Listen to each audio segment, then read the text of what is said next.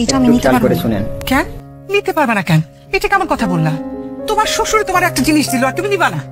এটা তো শ্বশুরের ভালোবাসার দোয়া। আর ছেলের বউ মানে তো হচ্ছে মেয়ের মতো। তুমি তো আমাদের আইসিকা মেয়ে।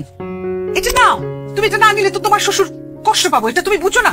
আব্বা আম্মা, আপনারা আমারে ভুল বুঝছেন না। আমি বুঝি আপনারা আমারে কি নজরে দেখেন। নিজের বাবা মা ছাইরা স্বামীর সংসারে আইসা আমি আবার নতুন করে বাবা মা পাইছি, এতে আমি নিজের অনেক সৌভাগ্যবান মনে করতেছি। কিন্তু এই গয়নাটা আমি নিতে পারবো না, আমার আপনারা মাফ করে দেন। কারণটা তো বলবে। আব্বা, আপনার ছেলে ছোটবেলা থেকেই সবকিছু রেডিমেড পাইছে, কষ্ট জিনিসটা কি সে কখনো বুঝে নাই।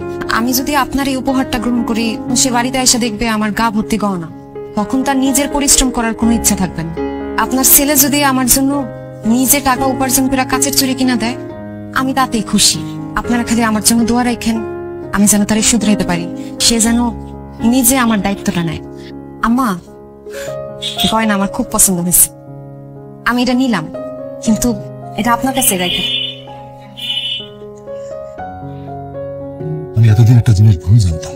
কি জানতাম যে ছেলে আর মেয়েকে দেখতে হয় দুই নজরে। মেয়েকে দেখতে হয় রঙিন চশমা দিয়ে, কেননা বাবার বাড়িতে সে মেহমান, অন্যের সংসারে চলে যাবে। ছেলেকে সংসারে হাল ধরতে হবে, যুদ্ধ করতে হবে। এই মেয়েটা আমার সে ধারণাটা পুরো ভেঙে দিছে। সন্তান সন্তানই হয় যদি সে সুসন্তান হয়, আর কুসন্তান হলে ছেলেই গিয়ে এই বাকি। হ, একদিনে তোমার গাধা একটা কামের কাম করছে। আমার গাধা? তোমার গাধা না? খারাপ কাজ করলে তো আমার গাধা, ভালো কাজ করলে তোমার গাধা, আমগো দুইজনেরই গাধা।